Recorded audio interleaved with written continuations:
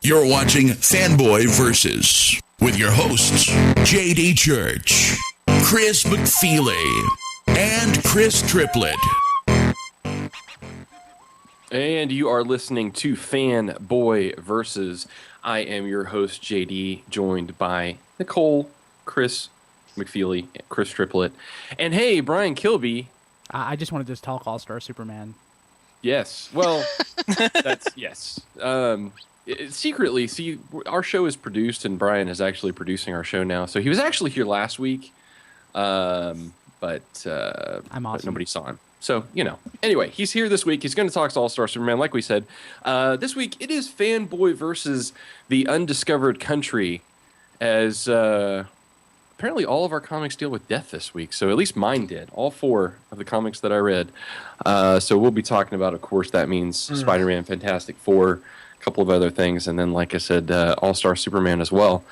So with that, I guess we'll get to some of the news, which also deals with death. Yeah, something of a theme at play this week. Yeah, the only news that's really worth talking about this week is the rather sad passing of writer Dwayne McDuffie this past Tuesday. He might not be a name you'd know, a fairly underrated writer who you didn't see on a lot of titles. Most recently done runs on Justice League of America, solid run on Fantastic Four post-Civil War. Famous for creating the Damage Control series from Marvel, and probably like the most his legacy will be the creation of the Milestone imprint, the DC Comics imprint to promote diversity in comics, which gave us Hardware and Static Shock and things in the early 90s. And through Static Shock, he went on to work. He created that cartoon series, and he is probably, I suppose at this stage, just really most famous for masterminding the Justice League cartoon and just making it as good as it was. And even your little ones will still know it. Well, they may not know him directly, but they'll definitely have experienced his work, because he has been the executive producer, head writer for the Ben 10 series since it was reinvented with Alien Force going forward. And he passed away this Tuesday from complications following a surgery on Monday. 49 years of age, and it just really came out of nowhere, and real bummer, frankly. It's just a terrible shame. Yeah. If you watched an episode of Justice League or JLU and it was good, he wrote it. Yeah, probably. I mean, if you were a fan of the Justice League cartoon, you were a fan of Dwayne McDuffie. Yeah. And he wrote his last project has been the All-Star Superman animated movie, which we will be reviewing later in the show, and which came out on Tuesday, on the very day that he passed, which is some kind of tribute or testament or irony, however way you want to see it. So gets us off to a poor start this week, but it doesn't get much better from there. No. Sadly. No, it does. It does. I mean, it does in a sense, and that's why we say I think it's a tribute, and in a sense, as far as like we are going to be talking about All-Star Superman, and which, I mean, it's Superman, but it's goodish. So, we'll be... I'm sure others liked it better than I did, but I'm not a good, It's a faithful interpretation of the best superhero story of the last 30 years, JD. It's a very good interpretation of it. We're going to be talking about it. Okay. Let's leave that till later. Right. We'll get that. I suppose in other far less important news, there was the report that Powers, Brian Michael Bendis and Michael Avon Oeming's Icon series, has been picked up for a pilot from FX, I believe it is. Yay. I couldn't tell you much more about it than that, but we'll see. Anything about Powers? I read Powers at one point.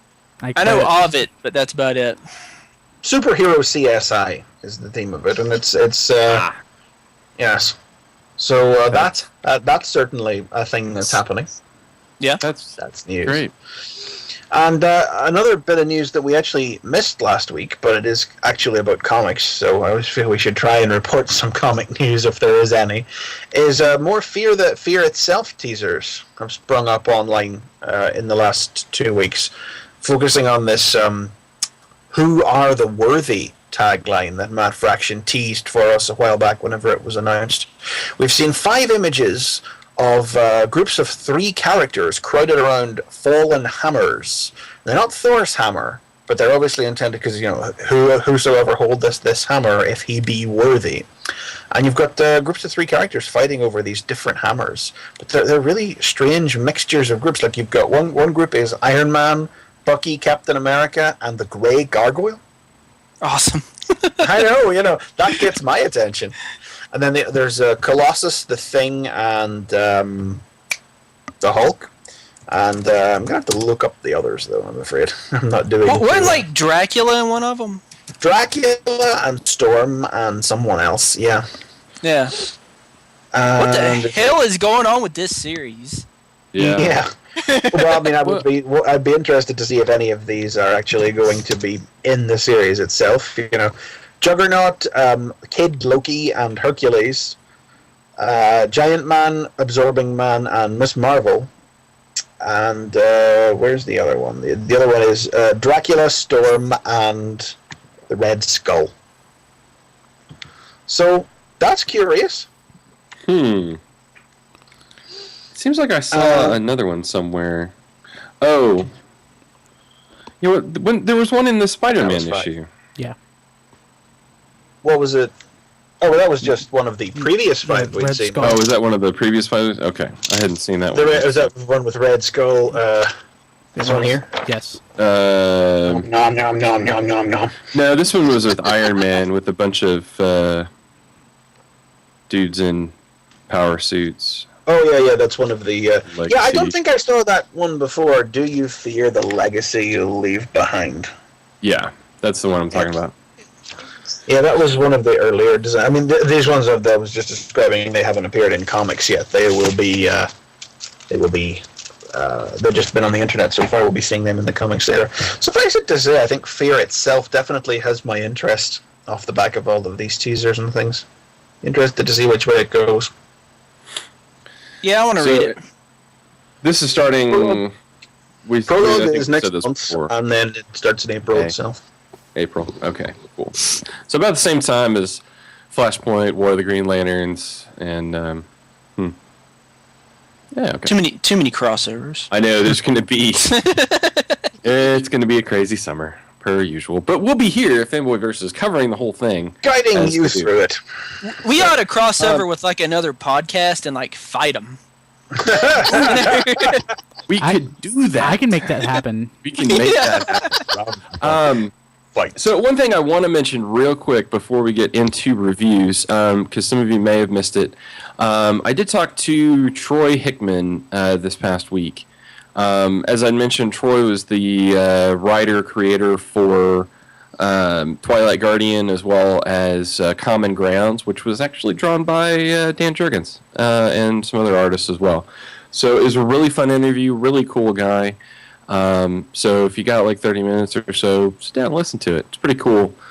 He talks about some of what into Common Grounds as well as Twilight Guardian. So it's a fun listen. It was kind of revealing. One of the interesting reveals for me is that he has a habit of wandering around his neighborhood at like 2-3 o'clock in the morning. So it's kind of awesome. But anyway, there you go. So check that out. So any other news, anything we get to before we get to all of the upbeat reviews? Nothing I can think of. Everything pretty much overshadowed in just about every respect by Dwayne's passing. All right. So well, I think that's about it as far as the news goes. Get your Kleenexes ready, and here we go. Triplet, you're up first. Well, not so soon. I mean, I'm not going to do Amazing Spider-Man first. I think I'm going to get Action Comics out of the way first. Then we'll get to Amazing Spider-Man. But, okay, so I read Action Comics number 898. Ooh, look at that. Can you see it? Ooh, look. Ooh. Oh. Yeah. And this is, I think there's one more issue left, I think, in the Lex Luthor storyline. I think 899 is the last one. And this is the issue with Lar Fleas in it. And it's okay. I mean, I liked the issue. It was pretty good. I mean, I thought it was decent. But basically, the reason Lar Fleas is in it is he's... it basically looks like he's trying to get a hold of that power that Lex has been trying to get, that Black Lantern power, the orbs and all that junk. But one thing I want to mention is that, man, Larfleeze just does not look right. Can you guys see that? See that image of him? What? Oh, yeah. What's going on there? Oh. I don't know, but maybe no other artist can draw him except for the one that's doing Green Lantern. Who's doing Green Lantern now? Is it Doug Mank? Is it Mank? I don't know. I think maybe Mank. only the Green Lantern artists can draw him because he just does not look right in this issue. I had to do a double take on it when I looked at it. I was like, is that really him? Yeah, that's him, all right. I mean, I know that he has those side chop things, but they're never that pronounced. I don't... I mean, doesn't he have like a doesn't his snout stick out longer too? I mean, he looks like he has like a normal. Yeah, it seemed very face. short there. Yeah. We're just on the end of a snout. I wasn't sure if it was me or what, but it just looked weird. But yeah. So this still just continues the storyline where Lex is trying to get that black power, and we keep finding out some more information about it and finding out that he's getting close. I think at this point he's got all of the orbs he needs to find it or activate it or whatnot. But Larfleeze wants it, of course, because he wants everything. He found out about it, I guess, at the end of the last issue, and now he wants it. And so he goes after Lex, and they don't really have like a fight, but Lex does something to him to try to kind of like knock him out or something using his power suit. Yeah, there it is. Ooh, he's got lightning powers or something. I don't know what it is. And that doesn't work too good. So Larfleeze, he's trying to convince Lex to give him access to the black power. And so he kidnaps one of Lex's security guys here and like threatens to kill him and everything. He refers to the security guy as one of Lex's constructs, because Larfleeze has his constructs made from the Orange Lantern energy. And Lex is like, he's like talking. He says, well, it's a fine point. I gave him his uniform, tools, to find some of his personality through my organization, And so he like goes after him. And basically Lex goes after him because he doesn't want to save this guy's life. He just wants to let Larfleeze know that he has no power over him. And instead of saving this guy's life, Lex just shoots him in the head. Lex is just a bastard. I mean, that's just what he is. Ow. Yeah. And, it's basically just, a scuffle between him and Larfleeze throughout the issue. It's kind of a fight issue with a little bit of talky in between. And going back to, like, the issue that Joker was in, when they had the orb that was inside of his cell in Arkham, it has some sort of like a portal. Like people can go into it and it takes them someplace else. Lex just knocks Larfleeze through it once he activates it, and Larfleeze winds up in Antarctica. And you get kind of a funny comment out of Larfleeze, like when he shows up outside of Antarctica. He says, let's see, he says, oh, you don't like that. He says, they have some more, or whatever you are. And he's like, it's like he's talking to something that was inside of the orb. And Larfleeze says, that is what Luther wants? No, he must be mistaken. Nobody would want that. I don't want that. And Larfleeze just has to think for a second, and he goes, hey, I do not want that. There is something. Hairless Lex Luthor gave me something after all. And then he flies away. Back to Green Lantern, I guess. So the issue ends where Lex is, he could activate the black power from Earth, but he, being Lex Luthor, he wants to go into outer space. He wants to witness it when he activates it. So he goes into space, and I'm not going to spoil the last page, because I think the last page is the best part of the comic. Only good part of the comic. Oh, come on. The comic's not bad. It's just, there's been better issues of it. But on the last page, when Lex is going into space to get the black power, it's revealed who is basically controlling the Lois robot, and it's pretty definitely don't ruin it. Don't be ruining it for me. It's worth buying it just for that. Yeah, because it was pretty awesome. That was the part when I was like, that is awesome. Yeah, I gotta have to try and not be spoiled on that for approximately 6 months. So, so it was a decent comic. It's not been the best one of the Action Comics, but it's still been pretty good. I liked it. Nice. Now on to Amazing Spider-Man. Look at that cover. Oh my gosh. Wow. Nothing says like this is an important issue than a white background. Negative space cells. Yep. does. So, did everybody get to read this issue? Did everybody check it out? Yep. Yep. I still need to read Spider-Man. Oh yes, you definitely do. I just listened to you guys talk about it. I guess I could put it on my list. I guess This is. I mean, I don't even know. I mean, there's no way. You have to see it. I mean, this. Yeah. Like, this is one of those things where it's like I don't even know how to review the first half of this. You know, Anything that we say about this comic will not do it any kind of justice at all. No. This even with even for everybody looking at the video, those of you listening in podcast, there's no distinction here. Us holding up grainy images of a few of these pages does Now, no is justice. Is this the start of the Death of campaign? That's Ultimate Spider-Man. No, that's Ultimate. Spider. Yeah.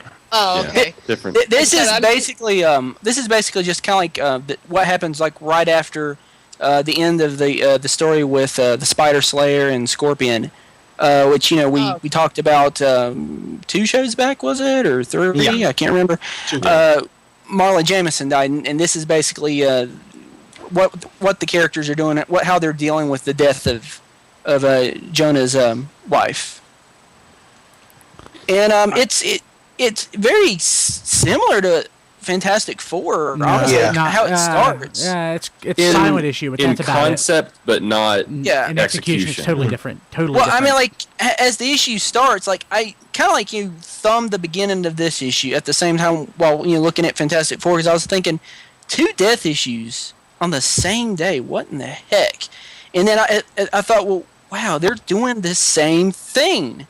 I mean, it's a silent issue. It's a a character has died, a major character has died, and to kind of get that effect across, they're basically just doing the panels of art showing how the characters are kind of dealing with it, but there's no words over the panel, over the art, which is great. I mean, whenever they do it, it's been done several times before, but whenever they do it, I always fall for it.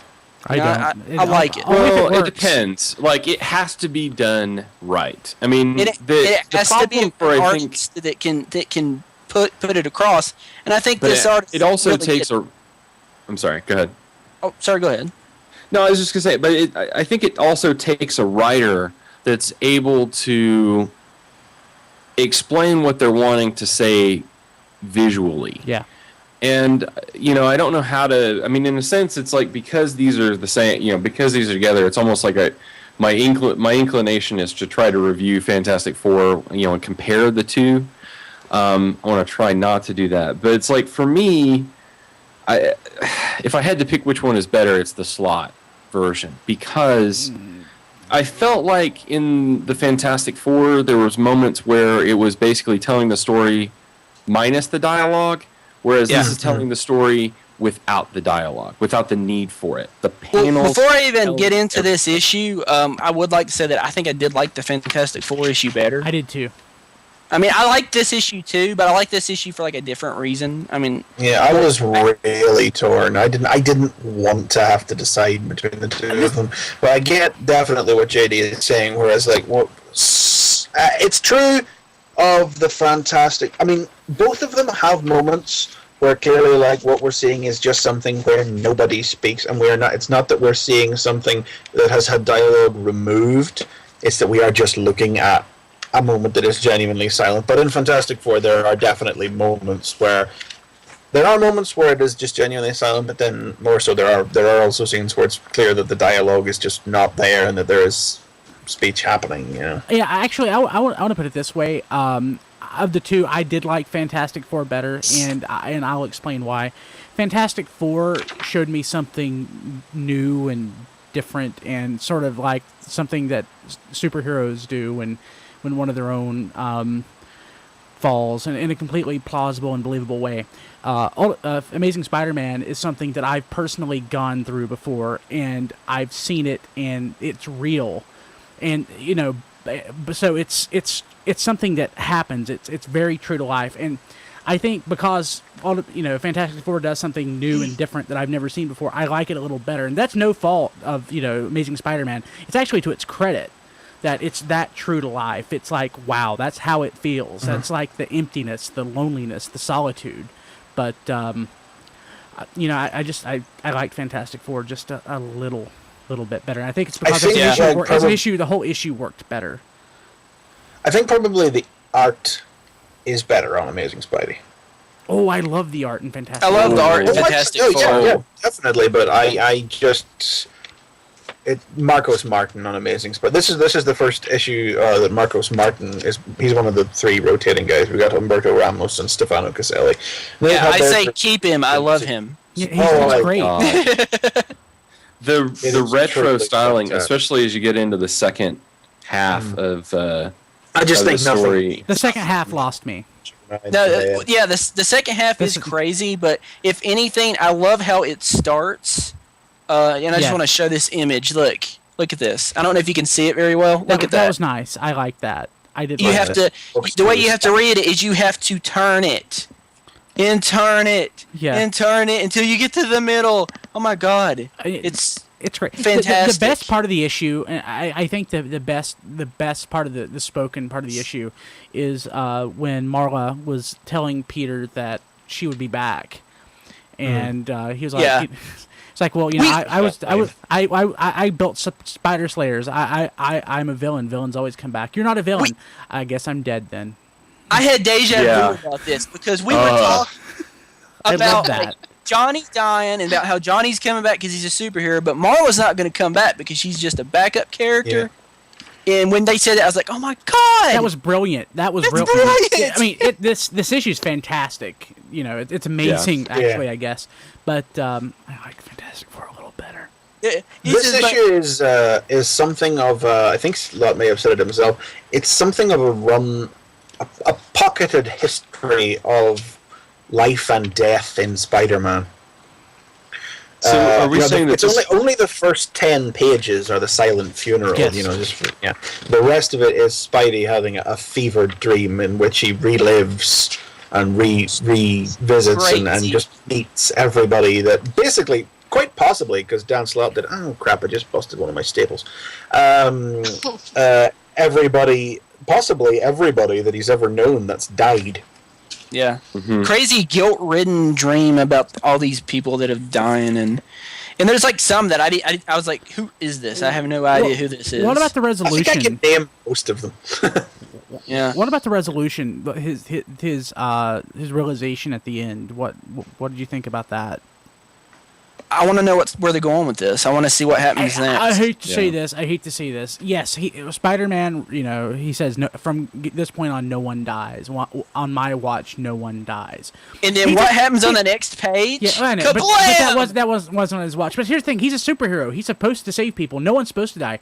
Batman gets by with no one dying, and he doesn't have superpowers. Superman gets by with no one dying for the most part. It's great that Peter says, from this point on, no one dies, but. I mean, that's just kind of your, job description. I don't really get that. That's just setting up for Peter's about to have a bigger fall than he can ever imagine if he's thinking that I'm going to be able to stop this. I mean, I don't know. I'm expecting bad stuff to be happening. Yeah. This is one. I think that's going to be really big shoes for Peter to try to fill. I mean, in a sense, that's one of the hallmarks of Spider-Man has been that he's been very real life. I mean, even think about, just the things that has happened to him and the way that, his life works. It's always that choice, that compromise, and never quite being able to be in all the places that he needs to be. I mean, that's a key component of the character. So, I don't know. It's going to be a tough one. And just like the end of the issue, just to kind of get this in, like I said, Peter says the whole line of whenever I'm around, no one dies. And then, like, the next page is, kablam, in big red letters. And we see a hostage situation, and somebody's looks like maybe shot in the head or something. He's, lying on the street. And then we've got this guy on the last page with this kind of looks like he's got a metal plate in his head. Yeah. This guy. And I don't know if that's somebody I should know who it is, or a new character, or what. I looked at him and I thought he was supposed to be somebody pre-existing, but apparently no, it's a new character, and Massacre is his name. Yeah, I was expecting some sort of Dark Knight Returns, Spider-Man breaks through a wall and pulls him through sort of thing. But no, the issue ended, so there you go. Yeah. So But yeah, good issue, great. I mean, really, has there been a bad issue of Amazing Spider-Man since Big Time started? If there has, I don't remember it. No. I mean, there have been there was like 1 or 2 issues there. It was kind of like, but no. I mean, it's just, Slott's Now, would you recommend knocking this it out to of the park. someone? Would you recommend this to someone like me that hasn't read any Spider-Man? Would this be worth it for me to pick up? It'd be a good place to start off, actually. I mean, Yeah, this is I not mean, jumping on In point. some ways, this issue probably has more elements of what they were intending out of a point 1, but Oh, it's God, so yeah. good. Oh yeah, this should have been the It's like, point. This should have been the point Do it one. as Yeah. point 1. Yeah, I mean, it's like that's what you want out of the point 1. Like, go back, tell the story, do something interesting, but yet you don't have to have read everything, before and kind of give you a jumping on point. But no, it's so good. Like, it can't be a point 1. It has to be. Yeah. But that diminishes the. I will not get into a discussion about the point-to-point ones. Even though this is labeled part 1 of 2, the only thing this makes this a part 1 is the last 2 pages setting up a cliffhanger. Otherwise, Right. the issue is almost wholly self-contained, and it is a great. Just as I said, it's just a little run through life and death all across the history of Spider-Man. So for anybody who. Knows what's going, anybody who recognizes the references that are being made, like a real, continuity nerd like me, this is great stuff as well. But you don't have to know and understand who these people are to get the intent of the emotion behind it. It's very successful in just about every way. Artistically and just the intent and it's got to be the best issue we've had yet. Yeah. Very good. I have to check it out. Nicole, I guess then. All right. Well, I got a lot of comics this week. I just haven't had time to read them yet. But I guess I'll start off with the one that I was totally confused by. It's called Murderland. I don't know if you guys can see that or not.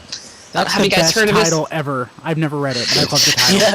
Okay, well, the thing is, since we're going with death, I'm like, okay, I'll review this. It's death in a different way. The thing is, let me just give you a little warning. If you read comics at work, do not read this at work.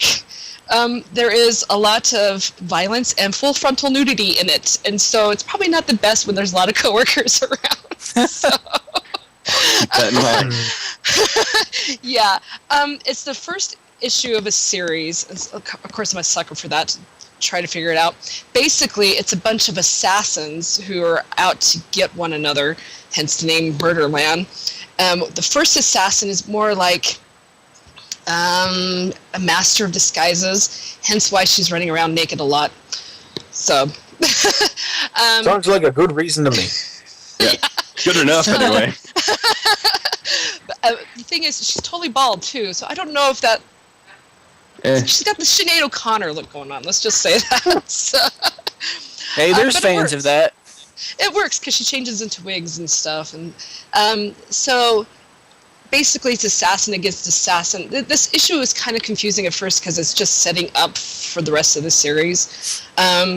Again, there's another little bitch fight in here. I don't know. Can I see that online? Sorry. Fuck yes, you can. But basically, that's all it is. It's a bunch of fighting. There's not really a whole lot of story until the last page, where you see one person who is thought to be dead go to the cops and say, you need to go find this master of disguises. Like I said, it's kind of confusing. I don't know if I'd recommend it. Again, the title's really cool. The graphics are amazing. It's amazing artwork, but again, I found it confusing. I'll check out another one, but that's all I can say about that one. Like I said, not much goes on with that one. Okay. Nudity sounds good. All Yeah, that's nudity. basically full frontal nudity and a lot of violence. Like I said, do not read it at work. And the only other one that I could review that no one else has read, so I picked up the next Infestation Star Trek one. Oh, So this was the second one of it. Have you guys been reading the series, the Infestation? No. I've been leafing through it, not reading it too closely. Okay, I find this series so fun. I don't know if it's because I have a love for zombies or love for the main character Britt, who's zombie vampire. at first I didn't like her, but I really came to like her in this one because she's just brutal. She does go after, of course, you have Spock, Kurt, and the Doc on the planet trying to save him. Basically, it ties nicely into the Transformers one because the computers are alive on this planet, and they've been infected as well with the virus, as they say, and so they found some surviving computers that tell them what's going on, and they kind of give them the cure to what's the infection. So good old Doc, he goes and saves everyone. But should I spoil it for you guys? Should I go ahead? Sure. Okay, Yeah, so probably they do okay. save people from the virus, but unfortunately, it cures their mind, but they still look like zombies. Oh. It cures their mind, but it doesn't cure them physically.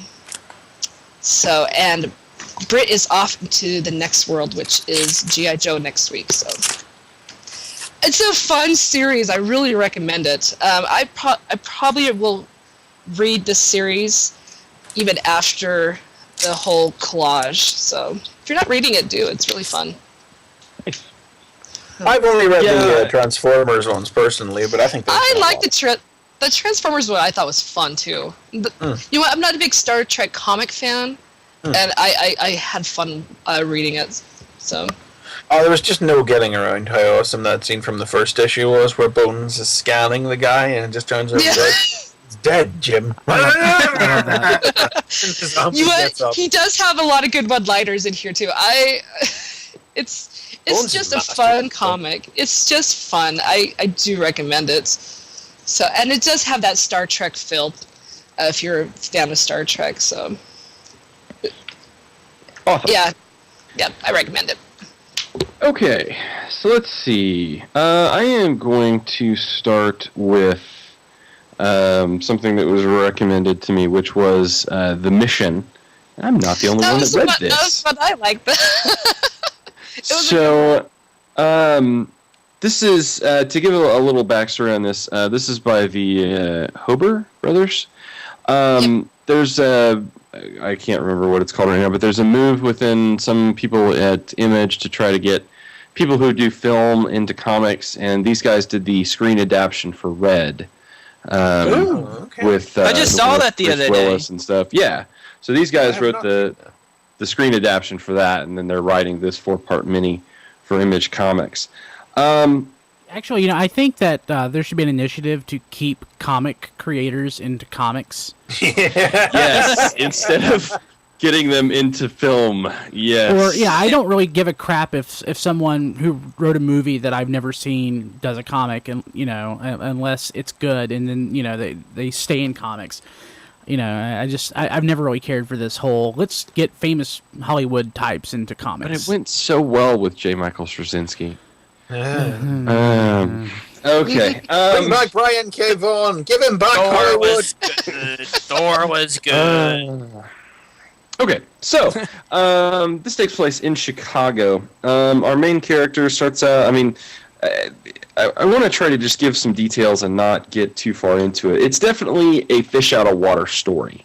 I mean, we have our main character who starts out just, you know, basically coming back from a doctor's visit, and all of a sudden this old guy calling himself, I guess the guy's name, the main character is Paul Haskell, but this old man calling himself Gabriel, like, walks up to him in this dark parking garage and basically tells him that he's got to give him this mission and he's going to have to kill this guy, and gives him an envelope with the name and everything, and tells him he has 48 hours to kill the guy, or else, you know, or like his life depends on it or whatever. So he goes back, and you know, he has basically a fairly, you know, average life, wife, kids, job, that sort of deal, and he basically blows the guy off and comes back the next day and runs into Gabriel again, and he's basically like, you know, you can't escape this, you know, your life depends on it. And at the same time, he gets a phone call from the doctor saying, hey, some of your tests came back weird, and Gabriel mentioned something about, you know, cancer is a real bitch or something like that. Mhm. So the implication being But the that, thing is, he told him that before his doctor told him. yes, exactly. Like, the doctor So- didn't say anything, but he's implying that he knew. Yeah. So there's definitely an element that there's other things going on. So he gives him the envelope again and tells him he has, 27 hours 27, left. yeah. So obviously the guy kind of pores over the information, considers it a little bit more, especially after a fairly horrific dream where he's apparently burning in hell. And Pretty if horrific. you notice, he has also the 7 deadly sins written on blood on Yeah, him. all carved into his flesh. Yes. I was So- gonna ask if there was any kind of biblical significance behind. Oh, the there's guy being tons. named Oh yeah, it's the Gabriel. angel. It is the angel Gabriel. Biblical? Yes, What about Captain Marvel? Yeah, exactly. Well, like even So- on the front, it has the Jewish word for God on there. It also has the archangels in the doors. Yeah, there's like a seal thing on the cover. And Gabriel has these big black wings actually on the cover as well. Mhm. So he decides to track this guy, and of course, like, the first thing the guy does is goes to a playground, but he's like picking up his daughter from school, and then the guy goes to church, and even when Paul like tracks him into the church, one of the priests, stops him and says something about, I don't know, finding God or something, coming to the church, whatever. So he gets Gabriel runs into him again and hands him a newspaper with a knife in it. And basically is like, this is it, this is your last chance. And he couldn't pull the trigger. He couldn't kill the guy. So follows him again, and the guy goes into the courtroom, and apparently he's in like a custody hearing. And apparently he loses because the guy pulls out a gun and starts gunning people down. What in kind the of security's courthouse. at this courtroom? Yeah. But whatever. But never mind that. I mean, you know what I mean? Just starts. Kills all these people, and even points the gun at Paul, and just tells him to take it easy and walks out. So, wow. Well, the whole purpose is he realizes what's going to be happening here at the end, and so Yeah. he knows he's screwed up. He knows he was supposed to do He could have. Yeah, if That he would look on have his off the face. guy like he was told to. Yep. something. He could None of this saved would have Paul. happened. Now he's probably going to feel the guilt. Yeah, it has like it has that feel of like the Dead Zone, where it's like, but it's without the intuition piece, but it's like very similar. It's like, and it's failed. It's like the Dead Zone with the ending where he doesn't die, but he's failed. You know what I mean? So it's kind of, it's interesting. I'll be interested to see where. So it's like the Dead Zone TV show. I guess so. I don't know. watch that very much. But the art style is pretty. It's really heavy lines. It's really interesting as far as that goes. It's not. It's not great. Who is the artist?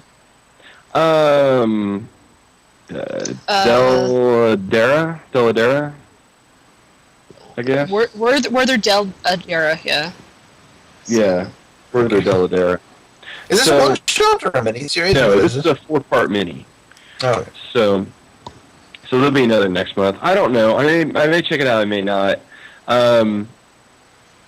Just to see if this was Caldera, sublined with Caldera, and that's the ones that's trying to bring in writers. well, if I'm being honest now, I was intrigued by the sound of that from the start. It sounded very, very Twilight Zoney, just the idea of guy walks up to you, charges you with information. But then as soon as we hit the biblical stuff, I'm like, no, maybe not then. I gotta say that it sounded more interesting without that in it. But see, I'm also a person, I love studying about religion, so this is kind of like on my terms. So it has I may let you read that. yeah, so Yeah, like I said, the twist at the ending was really interesting, but I'm not real. It's almost like I wanted it to not take that, or not do that yet, so that I would, but I don't know. I don't know if it doesn't grab me like I really feel like I want to grab the next issue. I sort of feel like, oh, well, that was interesting, and I'm good, So I don't know. But like I said, a good enough story in and of itself. I could tell it definitely had like a Hollywood pacing almost to it, though, as far as like. The bad guy. I was trying to figure out if they when they rearrange the letters to make other words and stuff. was trying to do like that with his name. Or something? Yeah, I was trying to figure out if his name meant something. Neil I didn't Corman. care that much. Hey, Triplet. Yep. Del Rusk. Dill Rusk was awesome.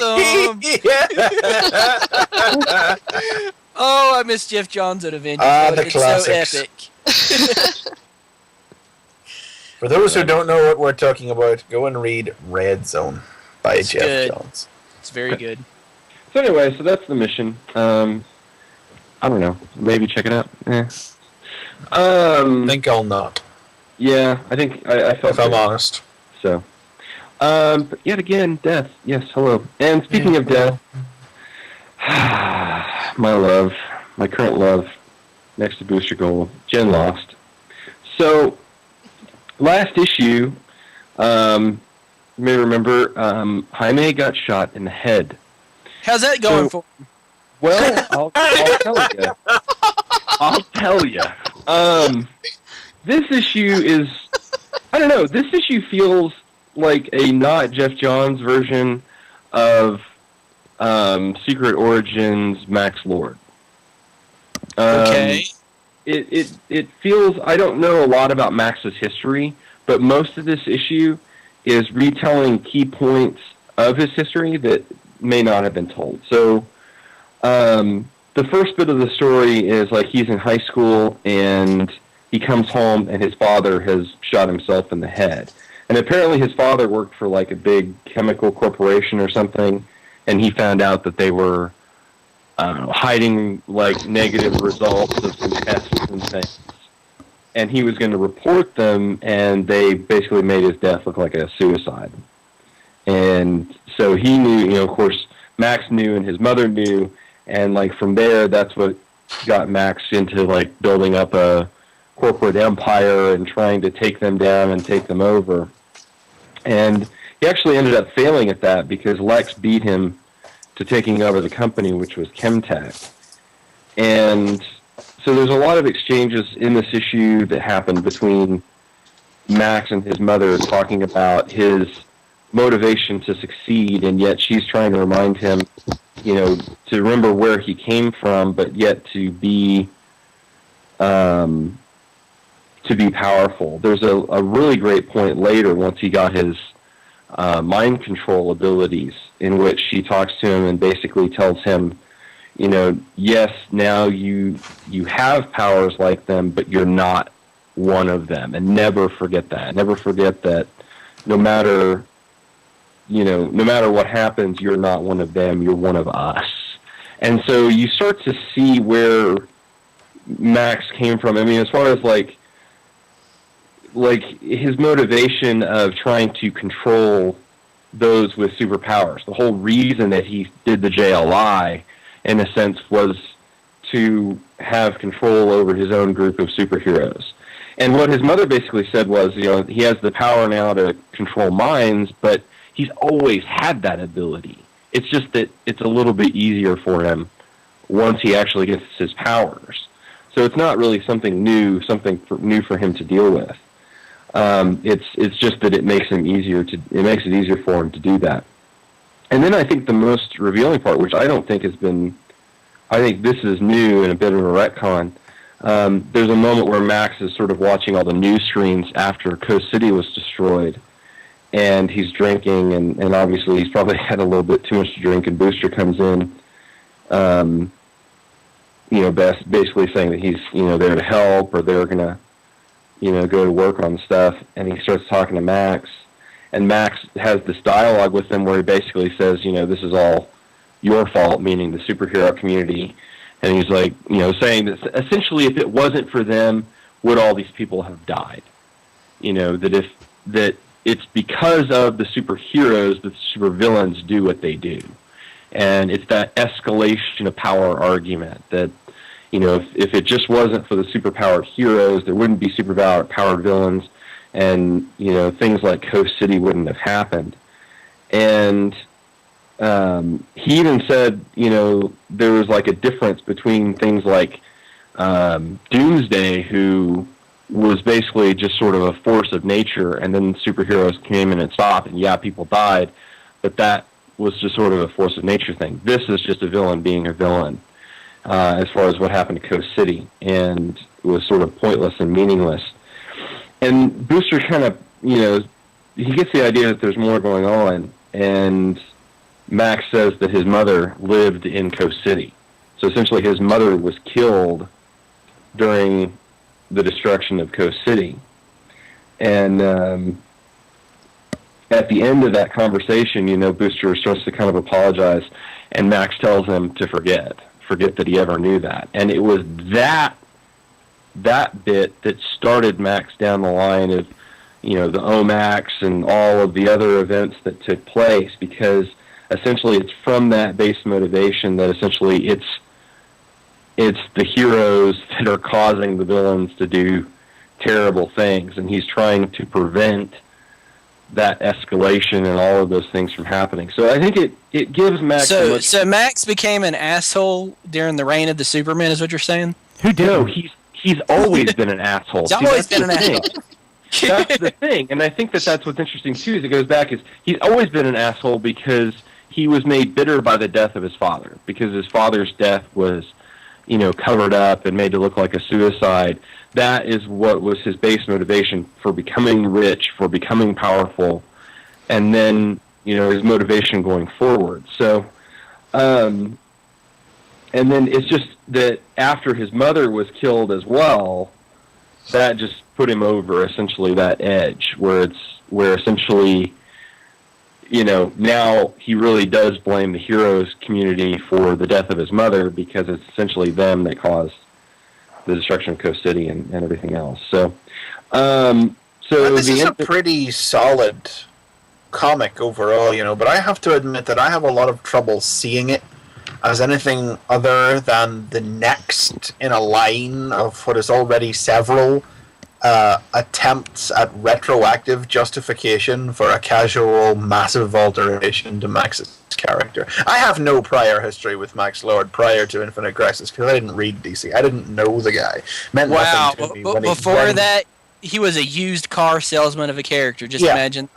I was aware of that because of all the rage that sprung up after he shot Ted Ford.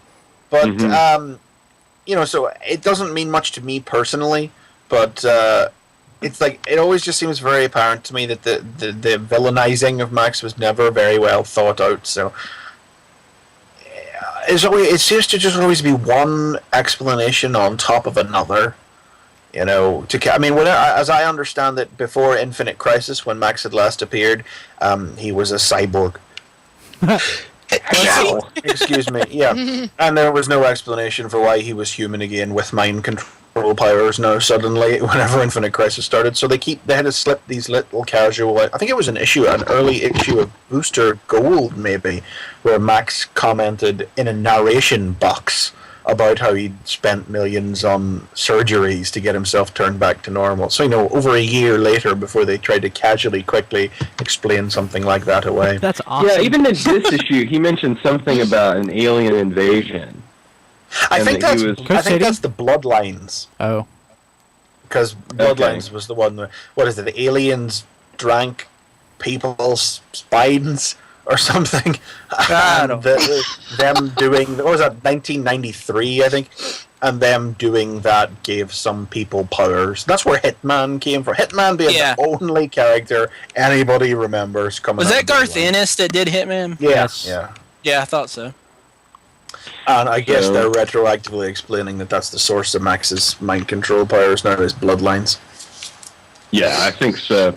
So, not that I have anything against retcons or anything like that, and particularly, I mean, these days mean nothing to me on a personal level, but it's just kind of poor Max. They just really have to keep. They keep trying to make it right for him, well, because it's hard to explain why a character who had been, I mean, even though he may have been sort of a used car salesman, he was still sort of a hero character, and I think that without a good arc in there, it's hard to explain why a good character goes bad like that all of a sudden. Is it wrong of me to just want him to go with Booster Gold and Blue Beetle, have a beer, maybe set some guy's foot on fire or something, and laugh at him? Yeah. Well, because I kind of want that Max back is what I want.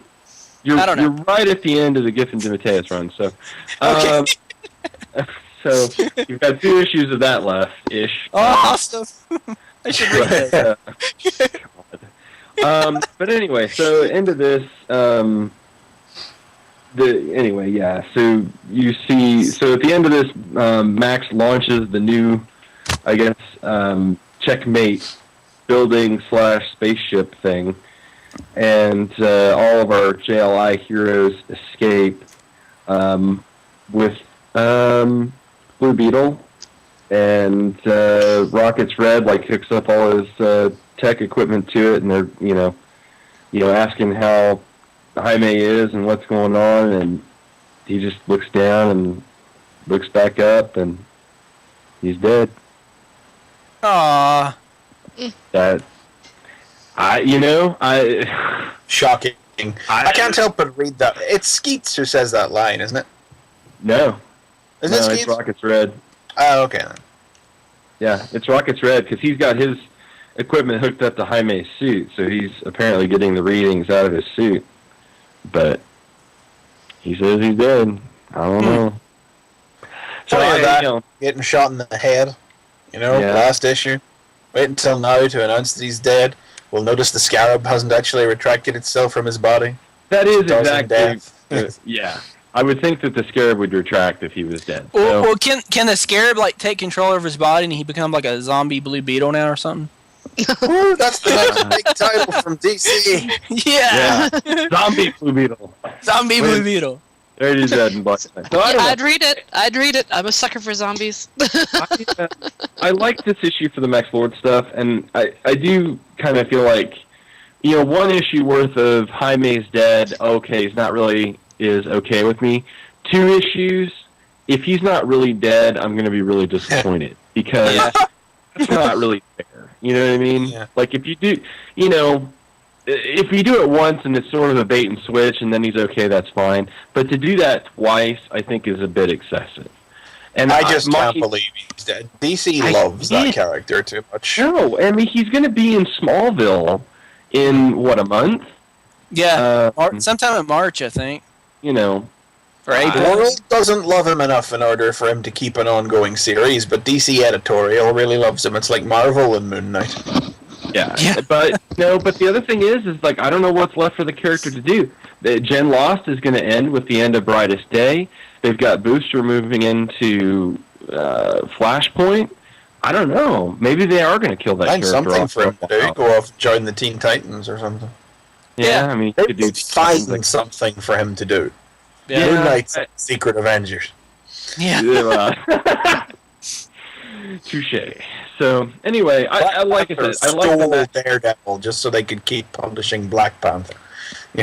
Some editorial groups will not let certain things that the rest of the world has made clear they don't care about go. Yeah. So we'll see. I don't know. Hey, Like I said, I like the Max stuff. Go ahead. Have they announced if there's a trade of this going to be coming out soon? Oh, I assume there will be. I don't know if the it'll. first hardcover volume has been solicited, but it's DC, so that probably means it's still not due until May or something. But it has been solicited. I think it contains. I want to say this one, instead, with Brightest Day, they're doing 3 8-issue volumes. I want to say with this one, they're doing 2 12-issue volumes. So I think the first 12-issue trade hardcover, or is it a hardcover? Well, collection anyway, has been solicited. I'll just look that up. Talk amongst yourselves. So, anyway, like I said, I like the Max stuff, but we'll see what happens with Beetle. So, anyway, all right, McFeely, there you go, sir. Take it away. Well, yeah, I've just done that in a timely fashion in order to confirm that the Generation Lost hardcover is out on the 2nd week of April, collecting the first 12 issues. So there you go. Thank you. No problem. That's my job. Anytime I have a question, I'll just ask you. There you go. What everyone else does. What did I read this week? I read a bunch of stuff this week, but there's so little to say about a lot of it. I read Avengers number 10, and it is the Avengers hopscotch around the world and chat. Oh yeah. The more interesting thing about this issue is the fact that they've reprinted the entirety of Heroes for Hire issue 1 as a backup strip. And that's great. That's a great way of doing things. Do it in the old 1970s DC style-y. where they included a free comic in there to try and raise the profile of stuff. So that's good. I also read Ultimate Spider-Man, and they sure did fight over the Scorpio key in there. That was it. That was about it. Yeah. Not much happened. And I read Thor this week as well, which was 4 minutes well spent. I liked it. I liked it a lot, actually. Truly, truly gorgeous artwork. I'm loving the art on this. But this issue is a cover-to-cover fight in which Odin merges all of the bodies and consciousnesses of the Asgardian gods through a blood rite into a trio of blood colossus, which just rip their way through the World Eaters. And it's certainly very pretty and very action-packed and pounding. It's a great fight, but that's all there is to it. I mean, if I'm completely frank, it's a rarity. But the two comics that I read this week, outside of the death issues that we have talked about and that I will talk about in a second, the ones that had the most meat on their bones were actually Transformers: Rising Storm and Transformers Foundation, the two new movie prequels that came out this week. Oh, Wow. Yeah, got they those were right written by quality. I'll be talking about those at more length over on the Underbase podcast next week, but they are very dense. They're written by John Barber, who wrote the Sector 7 prequel miniseries, who is a maestro of movie continuity and has proven his ability to write robots as well as he wrote humans in that series, establishing a lot of personality for characters who haven't had any before in a very short space of time, performing some very crafty and good retcons, and at the same time playing very much and very well in an established sandbox where he works around and through and uses everything that's come before to tell 3 very solid stories that have a lot of talking points about them.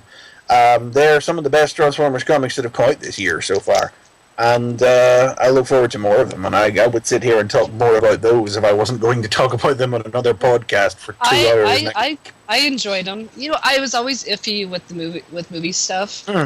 But yeah, there have been more bad movie comics than good ones at this point.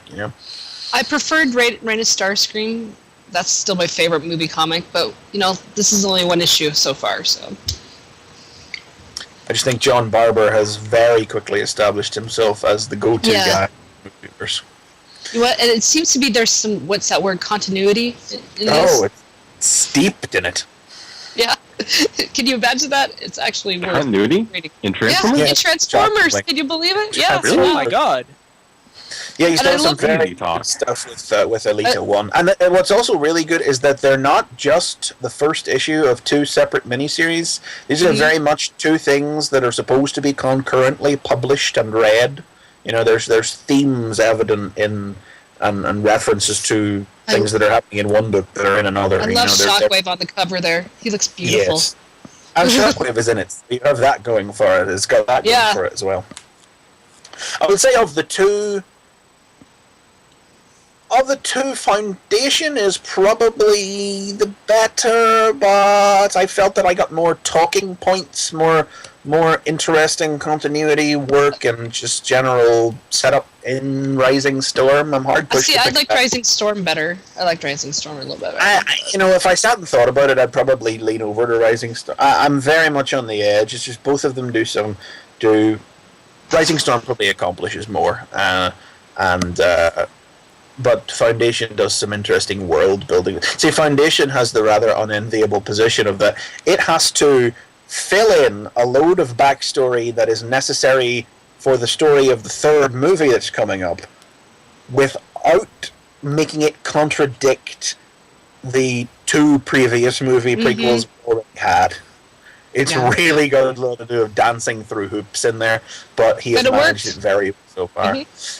Despite a panicky thread on 2005 that ran around screaming that it was all about contradictions and it totally threw it out in defiance, wasn't in continuity anymore, that's wrong, and it is, and he's done very good so far.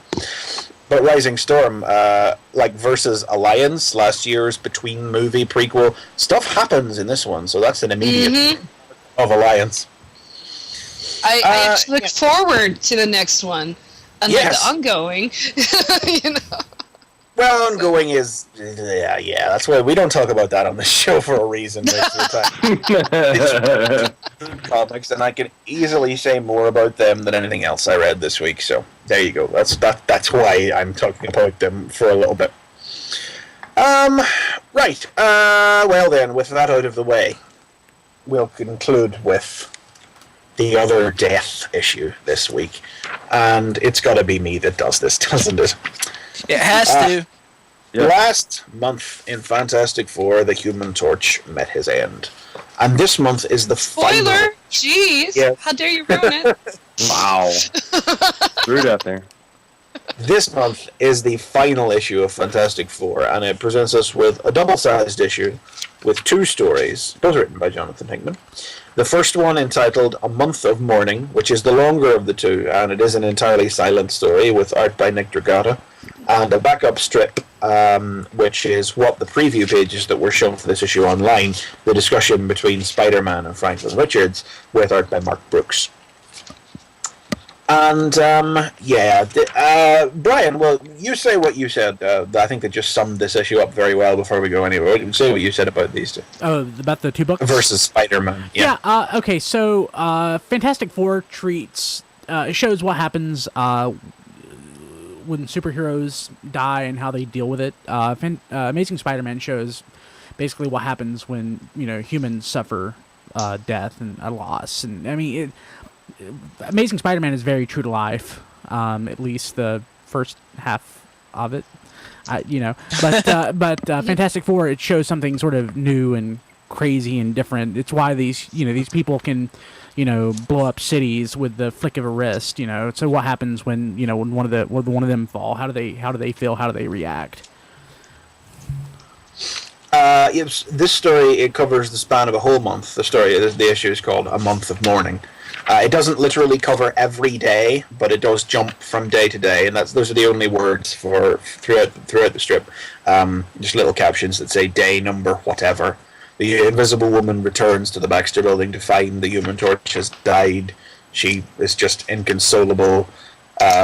Reed Richards opens the Negative Zone portal and threatens Annihilus with the ultimate nullifier. That's so awesome. That was awesome. I love that. Only to have him hold up the tattered remains of the Human Torch's costume and laugh in his face. God, I love that. Cruel stuff. Cruel. And even the echoes are even felt in Latveria, where Christoph Bernard, Doom's protege, is following on from a brief mention of it we had earlier in the series. He is now appointed ruler in Doom's stead while Doom tries to recover his lost intelligence. His appearance even following off the back of Christoph's recent appearance in Christos Gage's Fantastic Four and Spider-Man miniseries that I talked about on the show when it was coming out. Doom attends the funeral without incident. Which is plausible and believable. Utterly and completely. I could just run through all of the moments in this, and there are a lot of them, but there are some fantastic moments. I mean, Hickman is just, I can't say scripted, but, laid out a wonderful... I mean, I think there's an image of the Invisible Woman on day 3. She's just curled up in a ball on her bed, silently staring off this wonderful, dark, heavy inked image, and Reed reaches out to try and put his hand on her shoulder, but he can't because she's surrounded herself with an invisible force field, and all he can do, his fingers just stretch around it. He can't touch her. She's just so shut off. It's a wholly visual thing that words are not needed for. Similarly, which one? There's a... see, I mean, I looked at... There's the very first scene where the Avengers break into the Baxter Building, and they find the Thing embracing Franklin and Valeria. And Valeria... the Thing is destroyed. His eyes are red from weeping as he looks up. This is the Thing in his most vulnerable I think he's ever been seen. And Valeria looks around at the arrival of the Avengers. And what the fuck is that little mutant bitch even thinking? You can't read her expression. There's nothing. You're not even crying, you little freak. What is wrong with you? We know. They haven't really touched on it because a lot of what they've done with Valeria has just been with her intelligence, because obviously Mark Millar created the concept of the super intelligent Valeria, and Mark Millar is an ideas man. Mark Miller's like, oh yeah, what if Valeria was super intelligent? She could say really long, funny sentences. There's no exploration of the ideas behind that. So then, it really starts to become aware that what we have here is a child who has immense intelligence, like her father. But as much as Reed doesn't have much in the way of people skills, Valeria doesn't have any of the emotional maturity to funnel her intelligence. It's almost like she doesn't even really seem to know how to react to the Human Torch's death. The first thing she does, there's this wonderful scene on day 20, she starts listing up potential replacements for the Human Torch on the blackboard of the Future Foundation. But then she rubs them all out, God, I love and instead this. she replaces it with this. Kill Annihilus. But I look at that and I wonder, has Valeria written this because this is what she wants to do?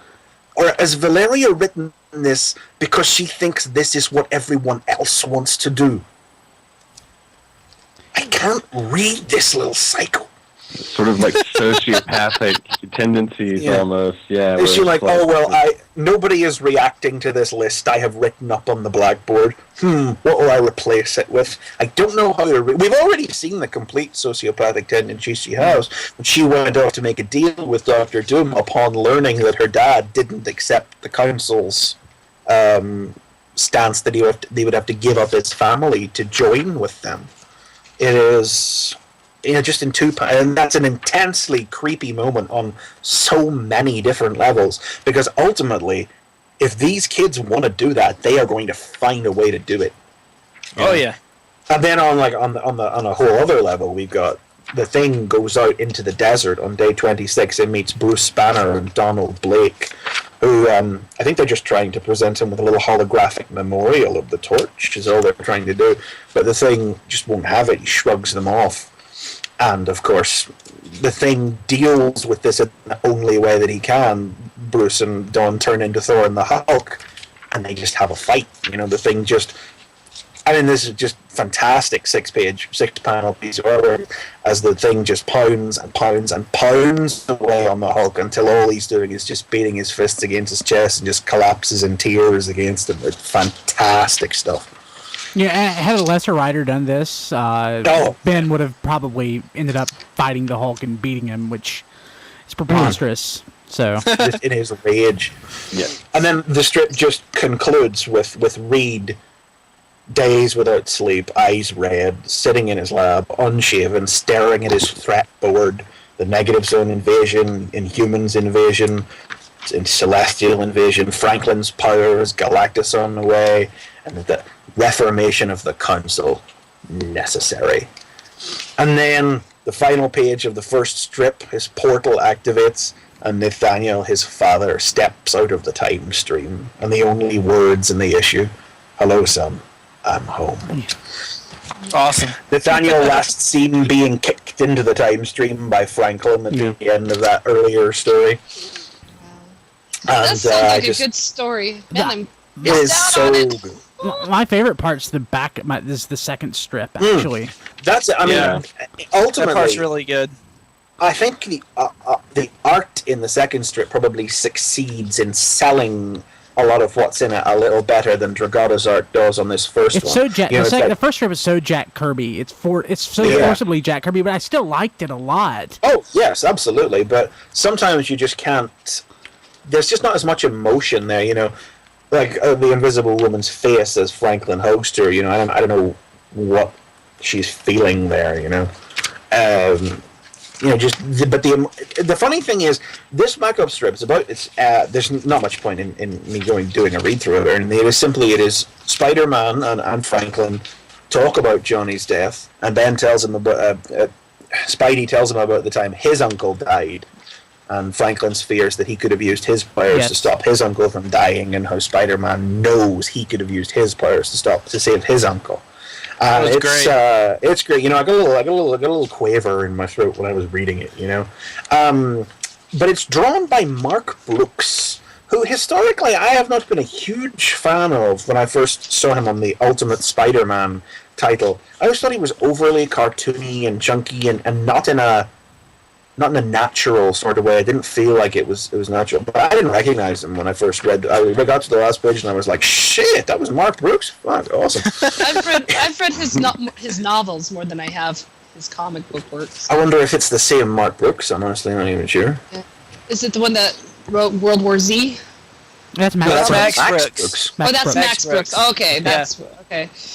Mel Brooks' son. So this is a sorry. much more. The backup strip is a much more intimate moment. The main strip is an overview full of like isolated moments, which just like have a lot of punch that sink in emotionally. Some of them setting up seeds for the future. Some of you just allowing you to see the characters at their most emotionally naked. But the backup strip is a lot more of an intimate conversation between two people actually sharing some very natural and real thoughts. I mean, there's some. I'm very. Where's that one line? What is it? So Franklin just says, "Uncle Johnny died," and Spidey says, "I know. I'm very sorry about that. So, how are you doing with all that?" And Franklin replies, I get a little chill of it. "I can't sleep. I keep having bad thoughts." And I'm like, you don't even need to say any more than that. Everybody knows the bad thoughts. Yeah. There is a simplistic, intimate beauty in that. And it's just, it's just like, as an intimate discussion of death between two characters, the second strip is definitely like the superior of the first, but there's a lot of quality material in the first strip as well. It's this issue was $4. Fantastic Four has been $3. This issue is $4, but it is a double-sized issue. It's got like 32 pages of story in there, or whatever. So you're getting what you pay for. Frankly, if I got quality like this out of every $4 book that I bought, I wouldn't be complaining about any rises in price. Right. And it concludes with. Well, the only thing that I said I like about the silent bit is there's a couple of bits in here where it does seem like there could have been dialogue, but it was cut out, as opposed to, like I said, out of like the Spider-Man issue where no dialogue was necessary. So the Reed and Annihilus bit, like that, it's like there could have been dialogue there, and that was cut. Even the bit with I feel like the Thing and the Hulk and Thor, it seems like there really could have been dialogue there. Yeah, I there would have been characters talking there. I would think that Hickman from the beginning intended for this to be a. Oh no, I don't mean we don't mean that there was dialogue. Not saying that. It's like it's a silent representation of a scene where characters probably are talking. It's just that the dialogue isn't there. I take that to be most of the scenes. I mean, sure, silent issues, but I think any one of the scenes probably included dialogue that we weren't privy to. Well, no, I mean the scene of Reed and Sue, for instance. There's no dialogue that's even necessary there. No, but I mean, there's no. Or the funeral. The funeral song. Stuff like that. But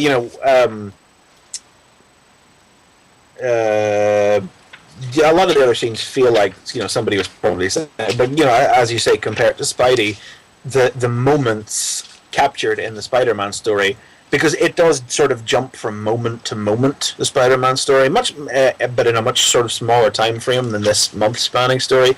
It stops and picks out the moments in that small space of time where people wouldn't be speaking, whereas this one just is a little less. The silence flows a little less naturally than it did with Spider-Man.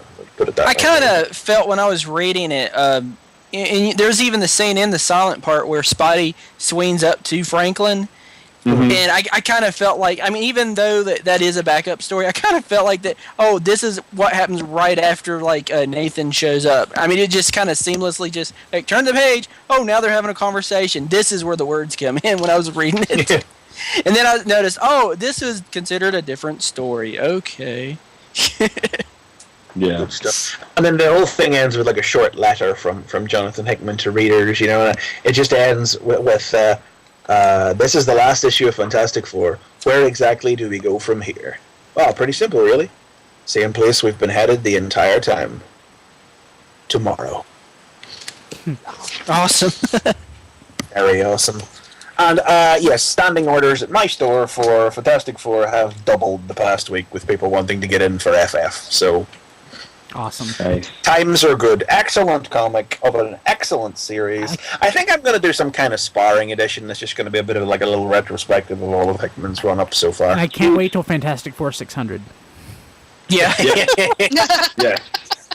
That. So awesome. Yeah. What is that, next year? It's only a 1 year out. from now, it'll be FF12. Yeah, like FF12. With a little 600 underneath it. Or they'll swap or something. Yeah, or it'll swap. Return of Johnny Storm. So. And yeah, I was thinking, though, I was constantly saying that I figured Batman would be back for his 700 issue, though, but he wasn't. No. It just let's think back though. I mean, that was Grant Morrison, and Grant Morrison does stuff on his own timeline. So you know, Well, they were like, you know, what would be great, Grant, is if you could have him back for the 700. And Grant's like, yeah, that would be great, wouldn't it? Anyway, I'm gonna be. speaking of Grant Morrison. Speaking of Grant Morrison, so top of the show, here we are. It is time for All-Star Superman, which was the DC Universe animated film. Came out on my birthday on Tuesday. Oh, so happy birthday! That's a good present. Happy birthday. Yes, for my birthday, I got an awesome comic book writer dying and All-Star Superman. Yay me!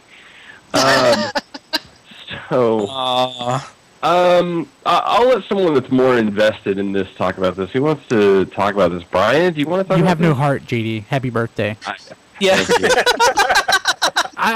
you. I think your apathy towards this just proves that you are completely biased against Superman. Yeah, you got something against Superman. That's what it is. Actually, I gotta go on JD's side with this. You're not Thank alone, buddy. Hey. Okay.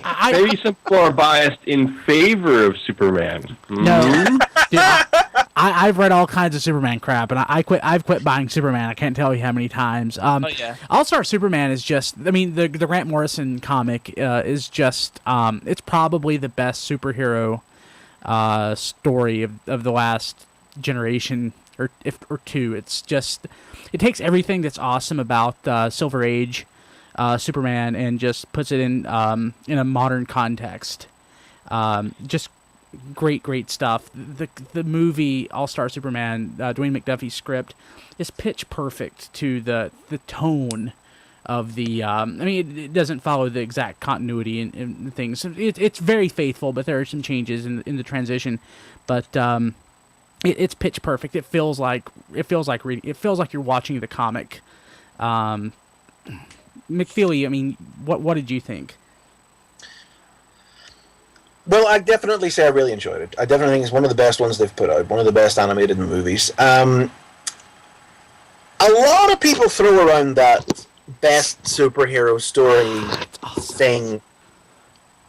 You know, I can never entirely get behind that definition for All-Star Superman. People who love comics and have any kind of nostalgia for that era of Superman, which Grant Morrison has coming out his ears, Yes. Which is the reason why this is the way it is. I don't think that I could ever hold this up to somebody who wants to be told why Superman is awesome. I hear that as a definition as well. If you want to know why Superman is awesome, read All-Star Superman. I can't get behind that because All-Star Superman is a strange 50-year-old idealized version of Superman that is not relevant to Superman as the media today perceives him. That's very true. So the film has that working against it from a modern media standpoint. The thing about the film is that it makes absolutely no allusions to trying to reshape the vision of Superman that the comic book has. It does present this the old idea, it's not something you see, it's just not in comics anymore, but it was a big thing in the Silver Age, was that Superman was super at everything, including smarts. You know, he was a super genius as well. So that is reflected in this, and even in other Grant Morrison works like Final Crisis, where Superman builds a machine after looking at it once, stuff like that. This is the super genius Superman who builds suns on a cosmic anvil and things That's like awesome. I love that. It's totally awesome. It's a fantastic. It's so visual. Greek. He's a It is- god. That is true. That is truly what it is. It is mythical, and this is like Superman the myth. It's an almost unclassifiable fusion of Superman the myth and Superman the man. It's hugely grand and cosmic and uncontainable in its scope and its subject matter, but it's also very, very understated in the little moments. Yes. As a film, I mean, the hook of this, like, just for anybody that hasn't watched it and has no plans to, the idea is that Lex Luthor sabotages the first manned mission to the sun, prompting Superman to stage a rescue, but in the process receive a lethal exposure of solar radiation that overcharges his cells and eventually leads to cellular breakdown that will eventually kill him. So he decides to... The movie is Superman's bucket list, ticking off the great things that he's always wanted to do or never been able to do in his life before he finally dies. And that is sort of where I feel the animated adaptation of the comic falls down a bit, because it condenses it's very Herculean. 12 labors. Yeah. Mm-hmm. There's an idea that he performs task after task, and the comic has. Go ahead. It has 12. Well, the comic, there's 12 issues, 12 tasks. But the comic has 12 issues to do this in, but this has 75 minutes. So that aspect of the film is really lost. But, well, I can't... Yeah, I mean, I didn't get that out of the film. No. I can't blame the film, really, because this is a Grant Morrison story, so it is a comic. That's what Grant Morrison has written, a story that is nothing that is at its zenith. Like, it is a serial story told through comic, and nothing that you could translate into other media and preserve the entirety of. If they could have done a 3-hour film and done all of the labors from the comic, then maybe not 3 hours, but you know what I mean. The idea would have worked, because you could have actually studied the labors. But ultimately, by cutting out what labors were, it's like Superman finds out he's dying. Yeah. Superman gives Lois Lane the superpowers, and on their adventure together, they meet Samson and Atlas, time travelers, who tell Superman that before he dies, he will perform the greatest. But let me interrupt right there. That sounds really awesome so far. And you're not even done yet. That's not even awesome yet. Well, they tell him that he will perform the greatest feats of his career before his death. And then in the comic, he goes on to do loads of things. He saves the Bizarro world. He creates life. He cures cancer. He creates us. Yeah, he creates our world. But in the film, he does one more thing. Yeah. None of the actual. It becomes more of an anthology of interest than it does. Superman, the 12 labors of Superman, purely because of the need to condense it down. There are lots of issues from the story of Clark seeing Luthor in prison. That's an issue of the comic. The Kryptonian astronauts. That's an issue of the comic. The final battle with Luthor is 2 issues of the comic. But it's all those other. But the movie only takes what it absolutely has to make the story work from start to finish. This film has a start and it has an end. And it has just a bunch of vignettes in the middle, and it's more of an anthology of interest than it is. You've watched it, you can't unwatch it. Yeah. Well, and that's I think why for someone like me who I haven't read All-Star Superman, maybe didn't get as invested in it, because I think if you've seen it, you know all the stuff in the middle. Yeah. And then you can say, wow, this was a great visual representation of it. But I don't have that investment as far as I haven't read it.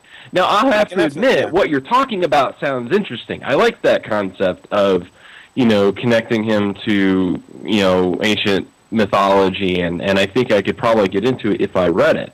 But the film doesn't necessarily bring that across. It's not trying to. That's the thing. It's adapting the general story. It's adapting the feel. It's adapting the wonder. It's adapting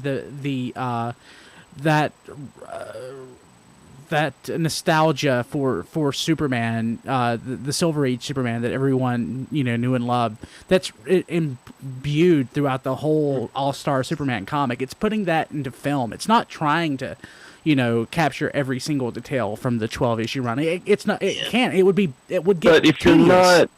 But if you're not invested in the character in that way, like if you're not invested in that Silver Age version of the character, that doesn't come across. Yeah, I think I know where JD's coming from, because I didn't read the comic books and I watched this and I was like confused. I'm like, okay, so that was the end of that story. Are we on to something new? I didn't know where the exact ending to one storyline was and the beginning of another. It just felt way too mumbled jumbled. I was confused. By and large, I think that the film works. I think it's that Kryptonian astronauts bit that disrupts the film. Yeah. Because everything else that happens is connected except for that bit, which just drops in the middle there and interrupts the flow of the core story and everything that's going on. Take that out and add a short, and I think it would have been perfect. Some kind of montage, even just of Superman doing things. To actively just select that one story. There's a story where Jimmy Olsen takes over Cadmus and turns into Doomsday. There's at least 2 issues which are dedicated to. I should actually probably notice I haven't read the comic properly cover to cover, so this is all just cursory knowledge. In which Superman saves the Bizarro world, and we meet Zibaro, the Bizarro. Zibaro's awesome. He's the Bizarro who is the right way round and writes poetry and stuff. I can't quite fathom why they elected to just take this one story. I'm not sure. It may just be that I'm not getting it, but I'm not sure what the Kryptonian astronaut story represents. It could be because it's similar-ish, not really, kind of, but we've had the new Krypton storyline in Superman for the last couple of years. I don't think so. Well, and it also harkens back to 1982 Superman 2. Superman, yeah, so, and that's where I say, like, there were bits that I liked, and I don't want to say that, like, I didn't like it as a whole. I mean, it was certainly watchable and at least followable, but I didn't feel like really invested in it. But there were moments like the key thing that I thought was very Grant Morrison and very cool. Like that was almost something that worked a little better in animation. And see, the key thing, it's even better because of the traveling scientist, because you shouldn't leave your key line around. Yeah, I mean, the key thing... That's the only thing that makes that line worth it. Well, the key thing actually was expanded in the animated version. The cartoon, the comic, it didn't, there wasn't as much to it. It was, it's made of white dwarf matter, and that white dwarf matter, that's it. They didn't show the android smashing when he tried to pick it up or anything like that. So well, but that's fine. Like that's all you need. And I think that for Grant Morrison, it was just like how what would be a funny way for Superman to lock his door? To leave the key under the mat. Except it wouldn't be a regular key. It would be it would weigh hundreds of thousands of pounds. I guess this sort of how do I say this without sounding awful? I think that All-Star Superman shows that, and not in a bad way, but Grant Morrison's kind of like Alan Moore light. And Alan Moore has, I was just thinking that. He has that same sort of, this All-Star Superman could have very well just have been written by Alan Moore, but it would have... You don't think so? No, I'm going, yeah, but I can see what you're saying. But, I mean, that the white dwarf matter, the way that he uses science as a mechanism for, everything. But I mean, so it really doesn't have a point. It's just something that comes across in watching this and in rereading the book. And I love it. I love All-Star Superman because I had to read it twice. The first time I read it, I'm like, huh? It's like one of those. It's like any Grant Morrison thing. Upon rereading it, it makes more sense. And I rewatched All-Star Superman this afternoon prior to just talking about this, and I did pick out what seemed to be throwaway comments and references which are actually foreshadowing things that come later in the film. Like one thing that's in the film that's different than, not that I want to chronicle things that are different, but in the film Lois says he kind of looks like my father. Well, or as far as the Superman for the descendant in the, from the future. Cal Kent. Yeah, in the comic, Superman says the time telescope is to speak to his successors, and in this, it's to speak to his descendants. And that the whole bit about looking like his father was left out. I do wish they had left in the unknown Superman, the Superman that had the bandaged face. That's another one. Yeah, Superman that. From the future. That's another story that didn't make it in there. Yeah, I mean, you got a piece of that though, because you got him visiting Jonathan's grave. And that's all you got of that part. But yeah, it would have been awesome if they could have fit it in. And to me, that scene right there, it felt a little cold to me. He knew he was dying. He's meeting up with his mother for the last time, and it just didn't seem like he was resolving anything with her. It just felt cold and useless. That's true. And that might have been a sort of '60s mentality because men didn't cry. I mean, right. I mean that could have just been very well indicative of the time. But the greatest thing about All-Star Superman is that we got this: doomed planet, desperate scientists, last hope, kindly couple, Superman. Yeah, honestly though, the one thing I don't like is that in the version they intersperse that with the Sun mission. In the comic, it's just a flashback, like a 4-panel flashback of his origin. And it's a flashback of his origin in the movie too. Yeah, but they intersperse it with the Sun mission, though. Yeah, and then that's because if you look at it, it's like all the commentaries about doomed planet shows you the fiery sun, and then desperate scientists or the scientists struggling with the stuff in the side. I totally get that. Yeah. It's just. I guess I was expecting that to be a little more slavish. To the well, it's not slavish, for all that. I mean, I think I just sort of distilled it down by saying everything that is good about this, pretty much everything, is the stuff that comes from the comic, and where it falls down is in this in the what's the word? Being forced into animated form. No, the translation sacrifices, I guess, is the sacrifices it had to make to translate itself into animation. But I guess this is going to be Dwayne McDuffie's last major published work. I think it's a great thing to go out on. I mean, I think it really succeeds. Yeah. It succeeds more on an emotional and thematic level. It's just on a mythological level. Because, I mean, of course, the idea is that Superman is our modern myth, as Hercules was, or Samson was, or Atlas was, or all these historical, mythological figures. That is what Superman is to our world of literature. And that's the side of Superman it tries to capture. I think it falls down a little as a complete narrative, because it's unable to give the time needed over to the labors and tasks aspect, but doesn't dedicate itself entirely enough to the core story. It sits in an uneasy middle ground between just doing the core narrative, which would make more sense for a film, and trying to do the laborers aspect, which is where the whole myth idea comes from, to not be perfect, but I think just emotionally it succeeds. Where does it compare to, say, some of his other work? He did Crisis on Two Earths? Yeah, it's better now. That was one of them.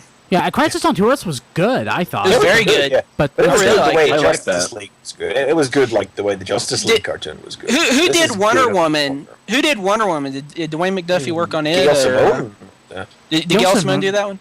Okay. Yeah, somebody else wrote it with her, but. So I got a question for you.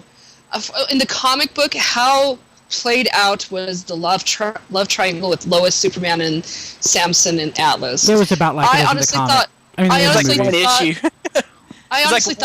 could have been totally thrown out of the movie. I did not care for. I mean, these are time travelers, right? Is Lois Lane that special of a woman that they're all fighting over her? I mean, they could go to any time and place and go find a woman. Superman is God walking the earth, and this is his woman. If you can lay his woman, you are God himself. I know, but I just woman with powers like her are rare even in our times. He says. Well, but I can didn't understand like that sequence either, and I just thought it was ridiculous and over the top. I'm like, these guys could go get any woman in any century, and they're so fighting could over Superman. Lois? And it, You know, they don't. I don't think they really want Lois. I think they just Yeah, want to they're fight here to Superman. shake their dicks at Superman. They're not Yeah, here that's to what it is. I didn't- That's all I it didn't- is. I didn't like it for two reasons. For one, I didn't like it because, like I said, it was. I think it. I mean, and I guess if you're saying it's rooted in that Silver Age, okay, but I do think that concept of, winning a woman through deeds is a bit dated. And I don't mind Just so a much bit. that the characters That's said that. that's the The two point. guys said Yeah. that. Yeah. What I didn't like was the fact that Lois is like, yeah, that's a great idea. I'm No, like, she's oh, not. God. She's just She's giving him hell. She's giving She's giving Superman. Superman shit for lying to her for 20 years. Yeah. But that's a whole Why other she's letting yeah. him do it? she didn't like Clark until she found out he was Superman. I'm like, you're such a user. Yeah, Ugh. exactly. So that's what I'm saying. It's Silver like Age Lois was a that's user, bit yes. dated in terms of. Oh, Lois Lane is a Concept bitch. of- Like, is it? I did not. That's why I like.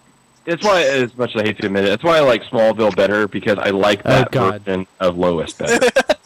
Oh God, the new episode of Smallville was It was messed up. terrible, wasn't it? Terrible. It was Yeah, it was awful. so horrible. Not that we're going to talk about that on the show, but No, anyway. we're not. No, we're not. All-Star Superman, and honest- he died at the end. Okay. On an artistic level, I think that this one did a surprisingly good job of capturing Frank Whiteley's not style, if you know what I mean. Because it's like we've had the previous Batman and Superman movies that have directly adapted Ed McGuinness and Michael Turner's artwork. Frank Whiteley, you'd never be able to accomplish that. He's just Right. whereas Ed McGuinness and Michael Turner tend to work with pretty clean, minimalist sort of lines. Frank Whiteley. I always say that a Frank Whiteley person looks like they're made out of melting wax. Yes, Yeah. honestly, watching this, I was thinking Steve Dillon for some reason. It's like, wow, this looks like Steve Dillon. Like they think Steve Dillon is the Yeah. art. Oh God, they need to do a Preacher movie next. Heck Yeah. yeah. Not everybody had the same face, so it wasn't Steve Dillon. That's true. Wow. But I think just the general simplified line work did a surprisingly good job of capturing the feel of Quietly artwork without being slavish to it. I think he did a very good job on that too. Now, It's just like now we need an Earth 2 and a new X-Men film. And But anyway, like I said, Superman died, so that was great. no, he didn't. He's up. it concludes with that He's massive fixing- image. Fixing the sun. He's Yeah. fixing the Superman. sun. Sounds like a very Every Every Atlas. time she said that, I wanted to actually just put a bullet in her brain. I'm like, shut up. This is I'm sorry, I did not care for Lois. I did not care for Lois whatsoever in this movie. Thank She you. could've- Jess. Oh, she drove me nuts. She's like the type of woman I'm like, want to bitch slap all the time. Like, ooh. Well, I didn't think See, that. I knew I had Nicole on the show for a reason. Hated being I the didn't, Anyway. I didn't really think Christina Hendricks gave a great performance as Lois. Now, to be fair. She's no Danny Delaney. But the writing is not. still the issue. I mean, it's how that character is written. No, but I mean, just generally, like the delivery of a bunch of her lines seemed very, very considered and not. She just basically sounded like somebody who wasn't used to voice acting. Somebody. Well, but It happens a lot. That happens a lot. I mean, look at, and that's exactly, well, talk about retro conversation, but like, that's exactly like what 10 years ago, like what Michael Bell said about, working with Judd Nelson in the Transformers. I mean, This they is- just this is spent an like inescapable hours thing with that- him. Andrea Yeah. Romano, as a director, is usually able to get the best out of. I mean, I don't know. I forget the name of the guy who played Superman. I just know he plays Mike on Desperate Housewives. But I mean, I didn't recognize. You watch his voice. Desperate Housewives? I did not say that. I saw it right after My Little Pony. Of course. But he gave a really, really great understated performance of Superman. Really quiet, reserved performance, and I really enjoyed. But no, I didn't think Hendricks did a really particularly great job as Lois What, Lane. what about Lex Luthor? We didn't even really mention Lex Luthor in this. No, Lex is- Lex is- I liked But, I liked the voice actor that did Lex. I thought he did a good job with it. I loved Lex Luthor in this. I like Because Lex. Lex has like no consistency across animation. Every actor who does Lex has a different take on how to do Lex. But Lex has gone through a lot of different characterizations because Grant Morrison gives us the old Silver Age mad scientist, underground mad scientist Lex Luthor, who has been out of vogue since the early 80s, See, that's the thing. I wanted more Lex. They should have been more Lex in this story than pretty much anything else. I wanted to see more of his story. Well, they did literally take everything with Lex in it from the comics. There was nothing else to put in. Yeah. You know, they do all- So I guess as a take on Lex, this is closer to what? Sort of Gene Hackman? No, God, no. Well, I mean, no, he lives underground. He had the water scheme, remember, with Yeah. the sun? Yeah, that's definitely that was Gene a Hackman water right there. No. He didn't try to kill Superman by building more land. Yeah. It's a water shortage. He's going to make money off of that. That's very, yeah, exactly. Well, that is. But that's a hell. Well, yeah, but he was going to do that by manipulating the energies of the sun, not putting a bit of kryptonite on a necklace. Okay, while we're on the subject of Lex, what was the point of his niece being in there? They introduced her. She really didn't do anything but take Superman on a boat ride. That I was didn't see the definitely point one person just saying, did hey, not- look, I dug this obscure character out of some issues of Supergirl, and look at what I know. I think was really. I honestly didn't see. I didn't see the point of her character even being in the show, besides wearing a stupid helmet. That thing was I horrible. can't disagree with that one. So basically, if you've read All-Star Superman, this is good. If you like Superman, this is good. If you don't like Superman, it's meh. It's not going to convince you that he's great or anything. Well, okay. I mean, The thing is, I was excited because people were hyping it up. This is the death of Superman. I'm not a big Superman fan, but people were telling me, okay, this is going to be good. And I was expecting this big, huge superhero movie, and I didn't get it. I got a couple action scenes, and that was it. I'm like, why Yeah. can't we have more scenes like when he was fighting the Parasite? I liked that scene. That was awesome. That was my least yeah. favorite scene. No, that was good. I like that. I've definitely heard that complaint from a couple of people, and that's fair enough, but that's just not what this story is. I mean, if some people are expecting something differently, you know, I'm not going to say that's their fault for expecting something that the movie isn't, but that's not what the story is, so that's just an area where It's just Superman being awesome. That's what it is. And if you like It's Superman, you'll love it. If you're like my brothers who like love Silver Age Superman and concept, you'll probably like this. It's about straddling the line between super and man. I mean, honestly, I would much rather have this than Grounded. He's walking around. Yeah. Oh my God. Okay, think let me see him have a sun eater as his pet. I'd rather have that than him walking to Connecticut. Yeah, fair enough. I think I'll try and read this and then maybe rewatch it at that point. So, but, I think that's what I'm going to okay. have to do. There you go. There's only one Superman in my eyes, and that's Christopher Reeve's Superman. Oh, well, there you go. Sorry. That's a good choice. You should go back and read the Jeff Johns Superman then, or the stuff that he did with So, Richard Donner. We Yeah, you like discussed that. this a couple months ago that like this would be the version of Superman and Lex and stuff that I liked, and it was really close as far as like Lex, but not quite. So I think I'm still going to have to write my Superman story and go with that. You need to read Red Sun next. Okay. Maybe that's your Superman. Yeah, Russian Superman. I haven't read Red Sun in years. I need to. Maybe Russian. So anyway, that's our show, Fanboy Versus. Couple of things. Again, we are doing the Fanboy Versus sparring editions. We're slowly rolling those out. But that's where we do reviews of things that we don't talk about on the show.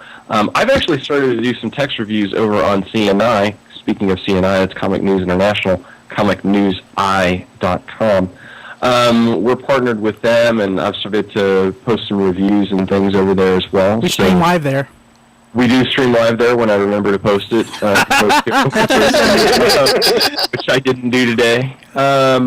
But I'll make a note to do that, of course, next time. So, but yes, so Comic News Eye, we do appreciate them as well. And like I said, check out our YouTube channel for the sparring edition. I think you said, McFeely, you were going to do a wrap-up for I feel like I want Fantastic Four. That would be awesome. I don't have anything for this week because I reviewed everything, although I'll try and do some text reviews of what I read. But I might do... at some point, I'm going to do my review of some of the Spider-Man 2099, so we'll see about that. But anyway, cool. Once again, I want to mention, if you're interested in interviews, again, we've got the Troy Hickman interview that went up this week. A couple of weeks ago, we interviewed Dan Jurgens. Check those out. Share those with your friends. Tell people about them. Tell people about this show. We want to be out there and try and reach more people. So, Brian, thanks for talking on the show today. I'll shut up next week and I'll just press buttons.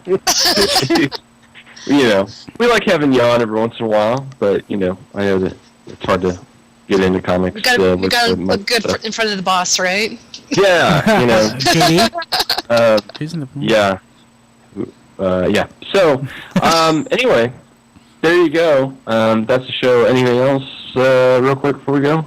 Nope, I think we did. I read Ultimate Captain America number 2. Don't do the same thing. Don't do the same. I read Ultimate Captain America number 2. Don't make the same mistake I did. Okay. It has Nuke in it though. I caved in and bought Marvel vs. Capcom 3. Please do make the same mistake. Ooh! Hey, what did you get it on? You got Xbox or you got PS3? PS3. Dadgummit! Get an Xbox. Why did you get it on? Why did you get it on the Xbox instead of the PS3? Not having an Xbox. Oh, no, triplet. Oh, sorry. I have an arcade stick. Ah, yes, okay. And you hoped that I would get it too. That's probably the other. Oh yeah. So check out all those reviews on New Soundwave, and all right. So thanks, Brian McFeely Triplet and Nicole for joining us. Again, I'm JD, and please tune in next time when it'll be Fanboy Versus. This has been Fanboy Versus with your hosts, JD Church, Chris McFeely, and Chris Triplet. Visit us at tfradio.net for show notes and to subscribe to the podcast. Follow us on Twitter at tfradio for news and updates. Like the podcast? Leave us feedback on iTunes. Copyright 2010 Radio Free Cybertron.